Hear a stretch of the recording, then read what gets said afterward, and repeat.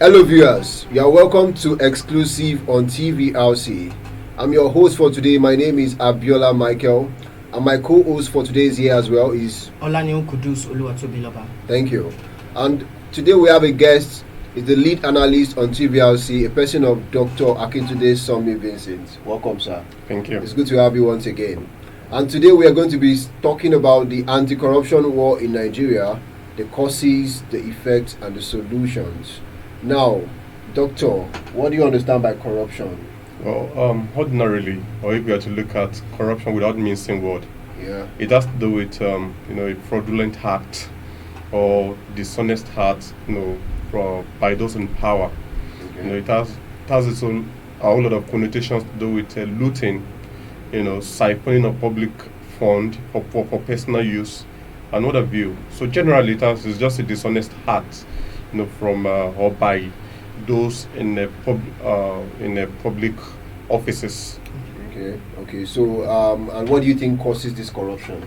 Well, if you want to look at the causes over time, it has to do with lack of accountability. When you have people who are public officials and they choose not to be they are not accountable. They manipulate the system to their own favor. This part of this one of many reasons why one of the many causes of corruption. Another one is selfish interest.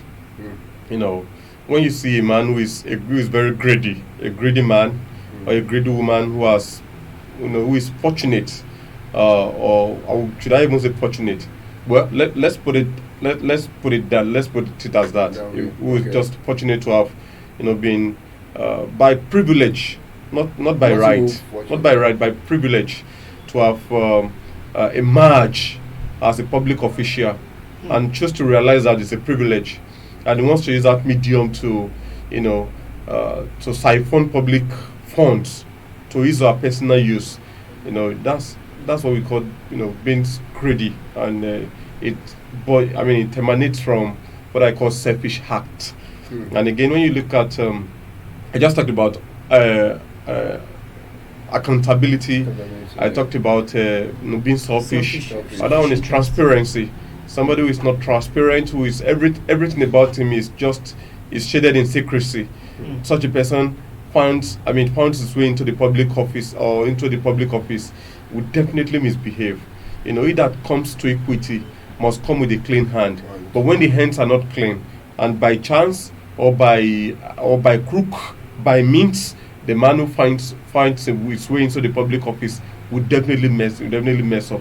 So these are among other reasons why, when you talk about the causes of corruption, lack of accountability, poor antecedents, somebody who does not, or lack of proper education, because it is lack of proper education when you cannot think beyond your nose.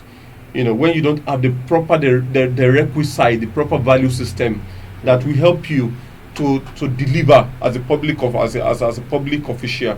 Okay, because when you are there, all you are just thinking about to live a flamboyant life. When you travel to the Asian country, I love using these people as a very good example. Okay. Those are the Asian tigers, Malaysia, Singapore, Indonesia, and what have you. When you travel to that part of the country, you see the way they conduct themselves, the way they carry themselves. I still tell you, till date, Singaporean prime minister still fly commercial. To what extent, as a public official, and you want to use new private jet at the detriment of your people who cannot even afford to hit 2 square meal per day, and you want to fly new private jet, you want to buy yachts, you want to cruise on the water at the detriment of your citizens who cannot. These are the result of poor education.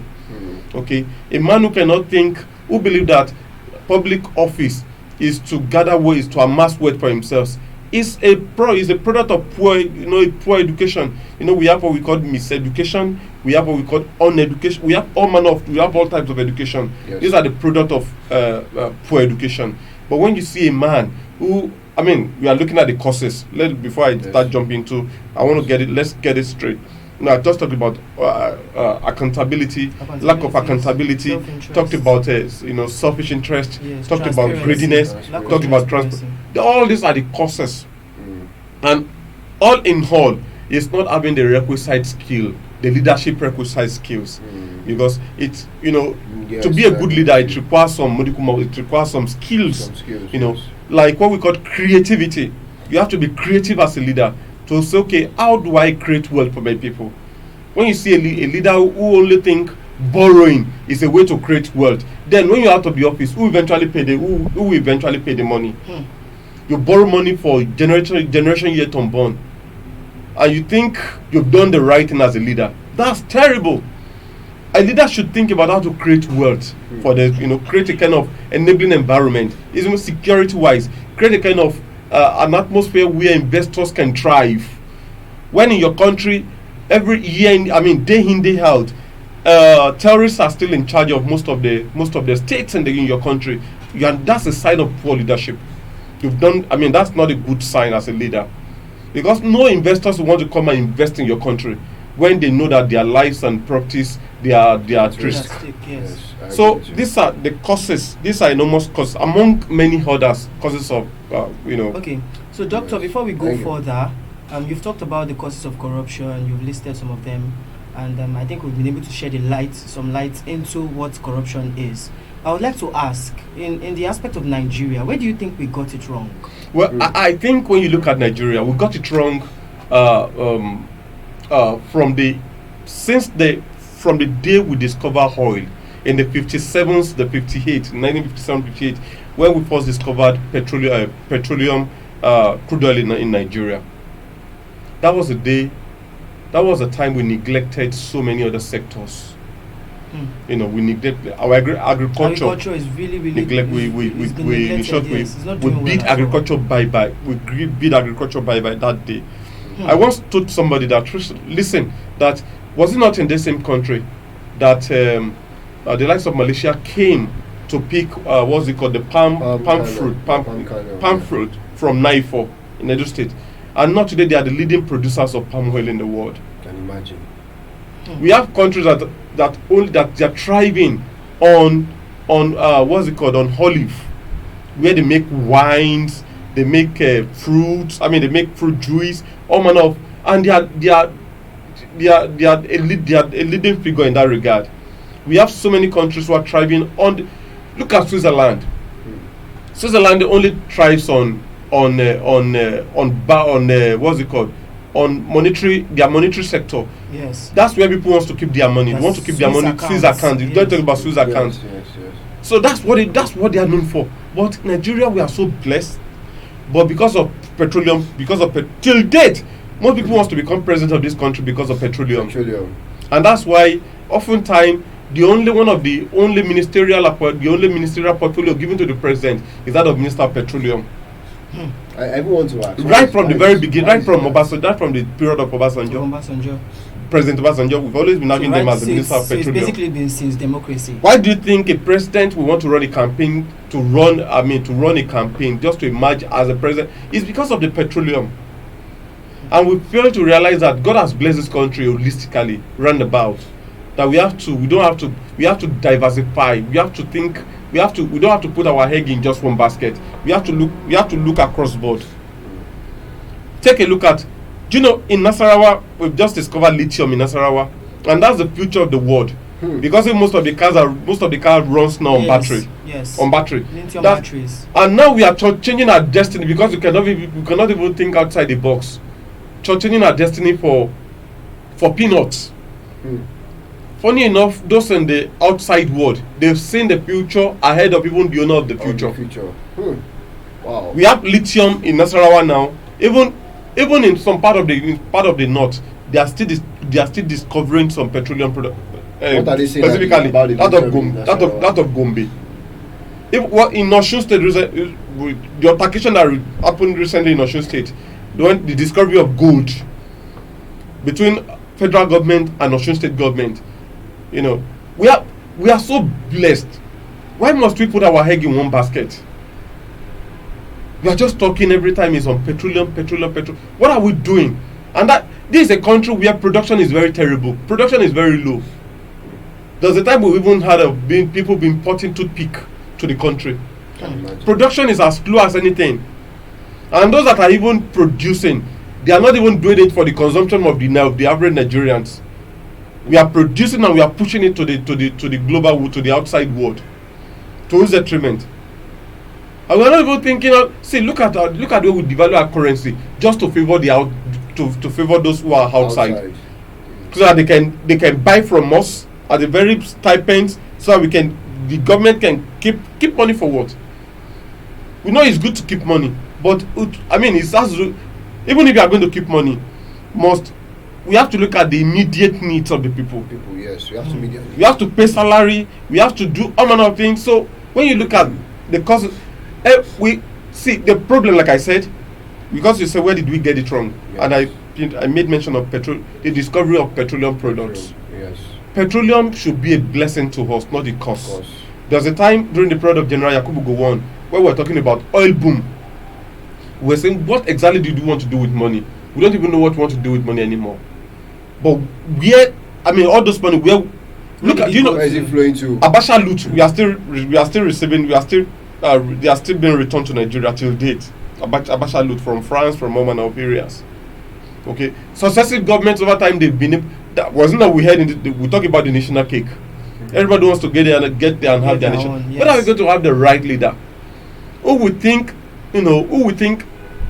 outside the box or think across board to develop this country? Virtually all sectors are still in a state of comatose. Look at our health sector. Nothing to write home about. No viable production center. Ordinary vaccines. Madagascar here is trying to produce vaccines for Nigeria. We are not talking about vaccine production. Lassa fever recently killed so many people in Nigeria. All manner of diseases. What are we doing? Our maternity ward is still nothing to write home about. Not to talk of it. Look at our roads. Some roads in this country, they are not motorable. That's right.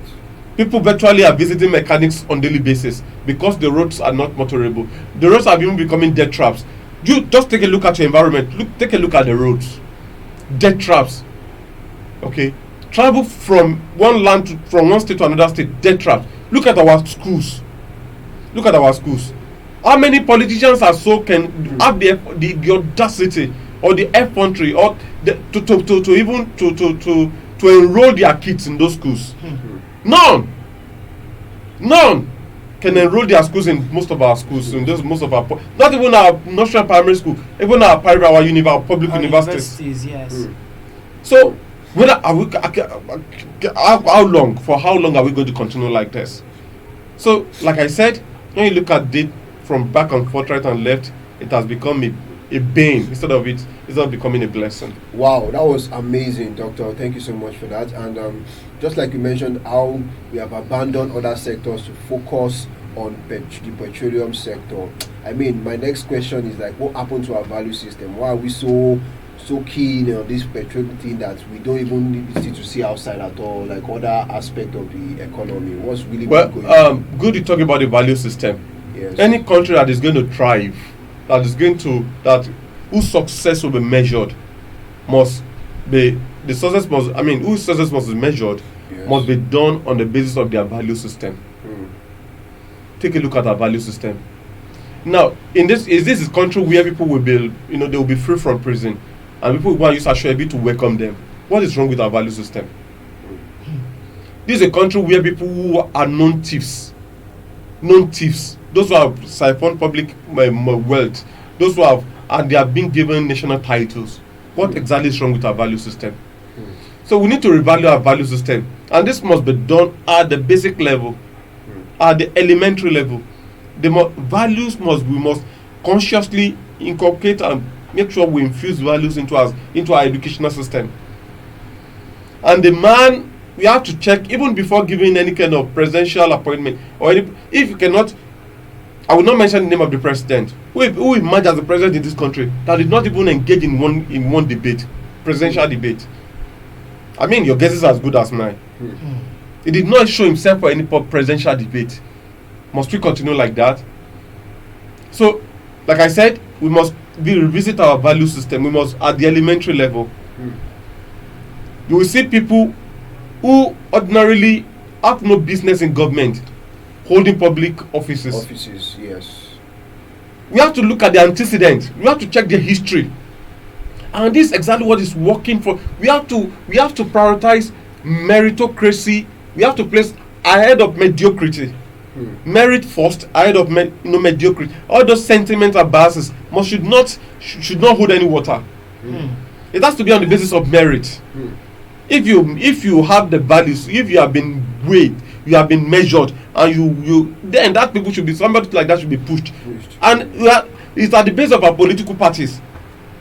Are we running political parties in Nigeria, or we are just running a kakistomaniac kind of a system of government of the few who put themselves together, the oligarchs who put themselves together just to service their own interest? Look at even our constitution. They say that the people of who says it's the people of Nigeria that's the kind of constitution of the few. So you cannot, like in the law, you say you can't build nothing. You can't build something on nothing. Yes. You cannot cure illegality with an illegality. Yes. So these are facts. So if we are going to get it right, we have to get our value system correctly. Yes. Respectful, the elders, transparency, accountability, patriotism, all the civic attributes must be entrenched in the person. Before you say this person should come and lead us as a president. Is it a man who we don't know his secondary school, you don't know his primary school, you don't know his real name, we don't know where he's coming from, we don't know where he's and you said the man should come and become your president. The man who's somebody who carries bullion van into his own house, a man who's ready to pay his way through, a man who wants to build a dynasty for himself, and said the president should come and become the president of this country. Who does that? So we need to revisit our system. We need to look at our value system holistically, yes, and then we channel a proper. Then through that medium, we can always. we can start building something on it. Thank you so much. Before we know it, then we arrive at the promised land. Thank you so much, Doctor. You've already, I was going to ask, the way forward to be able to address this issue of corruption and, yes, the fight against corruption. So, and you've already begun to talk about the issue of, making sure that we have transparency, especially amongst our leaders. So, what other suggestion or what other measures do you think can be put in place to ensure that this corruption of a thing is totally curbed from the Nigerian system? I would like to hammer on the issue of our constitution. Okay. Like I said, you cannot build a structure from nothing on a land without foundation. Yes. When the foundation is faulty, then everything you do becomes more or less like it becomes a caricature. It's just forget it. So we have to have a workable constitution, the constitution of the people, the constitution that says that if you have stolen the public fund, you are going to spend like 50 years in prison without parole. You will think twice before you steal the people's money. That's a workable constitution, not the constitution that will paint blue black, that will tell you that there's a difference between misappropriation of fund, there's a difference between financial misappropriation, that will just keep coloring, giving you. That's not the kind of constitution that will work for people in a country like Nigeria. You are caught wanting in any area, you will go for it. You are going for, and that's what works. That's what helped them in the Asian tigers. Among the Asian tigers, you stole any money in China or you can. Some of them are even sentenced to not even to life imprisonment, to death. Sentenced to just package this world completely. And it's working for them. It's working for them. Look at Malaysia today. You want to talk about the leading institutions? You travel to that particular part of the country. They are leading figures. Holistically, things are working for them in the Far East. Look at India. Look at Indonesia. They even borrow. Nigeria even still borrow money from Indonesia. They are lending money to Nigeria. Wow. Indonesia. Malaysia, that they were at the point in time in the history of the world, when Nigeria is talking, France will keep quiet. But today, people are running to Paris, they are running to France. There's a popular saying that see Paris and die. Just for you to know how beautiful one of the most beautiful the destination in the world. tourist destination in the world. So, like I said, Constitution. we have to look at the constitutions. We have to, and again, we have to build. We have to like our value system. We have to just make to sure work on it. we look at it holistically and see how we can consciously, and we have to start we have to start anyway. We have just have to start it. Just have to start. Anyhow, anyway, wherever, however, whichever, we have to make sure that our value system, we must revisit our value system. It's a must. And again, we have to have a definite punish. People must be served as a deterrent. If you are found wanting, you are in trouble. Not this kind of paddy government that we are running. I believe they should pay for it. So among many others, I think with this, once we are able to put things, we are able to set it in motion. And again, we also have to strengthen our institutions. All these police that we are having, that is waylaying. We still talked about the Benfaro team recently. That is waylaying single individuals. By the way, we know those who are, we know the corrupt elements that are living among us. We know their houses, but instead, they are eventually given national honor. How many presidents has the EFCC tried over time? How many presidents? None. Is it not just recently we heard about only few governors? Just Yaya Bello that has been. Is Yaya Bello the only corrupt governor that we have in the history of Nigerian government? It's only Yaya Bello the only. Is it only Yaya Bello that this? Look at ministers over time was siphon. Look at our Ministry of Defense over time. Those who are benefiting from the wrath of Boko Haram, they just make sure that they continue because we want to continue getting money from the government. Are they not known? They are known, but how many have been served? How many? Yeah, except for a few times we heard about Dasuki under the Dasuki gate, but we still have some of them that are still very much living today, and nothing has happened to them. So we need to rejig our security architectures, strengthen our security operatives, make sure that they are formidable, that they can challenge anybody and they can challenge anything that is challengeable. Our institutions like the FCC and the DSS and the ICPC, all of them must come together. We must strengthen them, empower them to work as they should. But what do you look at? Our constitution is the one that says that the prerogatives of anybody who is going to be in that particular area lies on the president. How can I as the president, how can the INEC chairman be subservient to the president? If there's going to be any election, is it not going to favor me that I'm paying his salary? Of course. Because it's subservient to me. I'm the one paying the salary. I'm the one that appoint him there. So we have to go beyond that level. We have to have a workable constitution that will put all these things in black and white. Very clear. Lucid. Why is it not in the US that we have electoral college? What is wrong with us also having that electoral? We have to look at how we strengthen the system so that we can have a sane society. We can have a giant. Look at Nigeria is so blessed. We are only waiting. People are waiting for Nigeria to emerge. Yes, indeed. And I hope Nigeria Emerges as soon as possible. Yes, it will. Thank you so much, Doctor. You have dropped valuable insight and profound words on the Constitution, how we need to emerge, how we need to unleash our potential. We have a lot of potential. We are so blessed. And I believe Mr. Toby has also learned a lot. Right? Yes, indeed. Yeah, so and this is where we draw the curtain for today on Exclusive.